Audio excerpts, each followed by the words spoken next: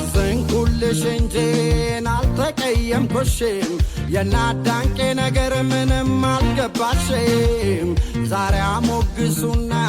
ያንቆላፍሱና ነገ ይዘልፉሻል ገለበጡና ከጥንት ጀምሮ ስንበረብረው ጌሾ ብቻ አይደለም አንጎል የሚያዞረው ጭብጨባም ሲበዛ በጣም ነው የሚያሰክረው ፍቅሬ